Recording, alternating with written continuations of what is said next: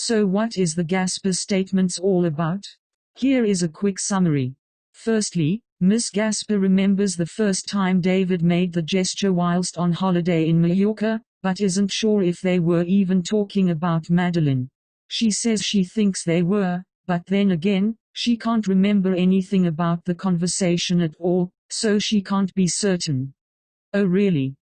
The second time David made the gesture, not only is Miss Gapar unsure about who they were talking about, she can't even remember geographically where she was. Miss Gapar says it might have been on holiday, but then again it may have been in a restaurant in Leicester. Again, just like in the previous incident, she can't remember anything about the conversation, and she thinks they were talking about David's daughter. She can't be certain though because she can't remember a thing about what they were discussing. Oh really? When Miss Gapar started talking about the incidents in the letter, she claims both these instances caused her to imprint the memory in her mind. But she can't remember a thing about either incident except for David's gesture, so he could have been talking about his wife, or the girl serving the drinks, or anyone else for all she knew. Firstly, if Miss Gapar is that concerned about the Mackens, why the hell would she continue seeing them and remaining friends? Also, if she's presenting herself as a paragon of virtue who was disgusted and shocked enough to take extra care with her own kids around these degenerates, why didn't she report either incident to the police? Surely as a doctor, her main priority would be to report such incidents surrounding the endangerment of children and not wait over 2 years to make a report to the police. Secondly, she sounds like a bitter woman who had a big fallout with friends who had a tragic event happening to them and is dishing some dirt about a couple of vague memories she has, yet can't remember a single thing about either. She's even offering photos of them all together on holiday as proof. Really? Catherine also does say the children were bathed by the men.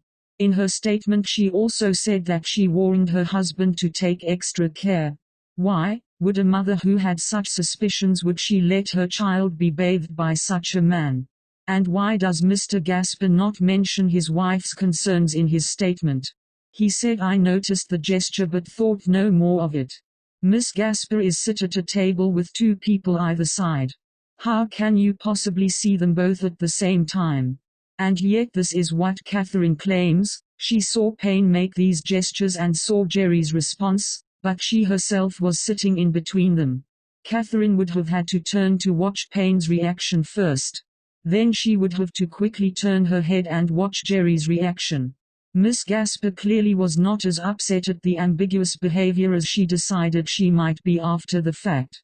She did not know who David was talking about and did nothing to prevent him bathing the kids at the time. This account is of a grieving friend and fellow mother grasping for straws after the abduction. If Madeline hadn't been abducted, she probably never would have thought about it again. Any serious scrutiny of Miss Gapar's statement letter would see it torn apart in less than a minute during any cross-examination.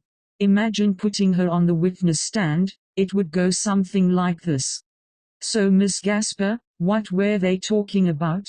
"Well, it was like this, actually, I can't remember." "Right. Okay, then you are sure they were talking about the children?" "Yes." "How do you know?" "Well, I can't actually remember why I thought that either."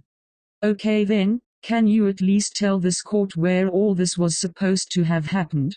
"Yes, sure. Actually, I don't remember." "Okay, no further questions, Your Honor."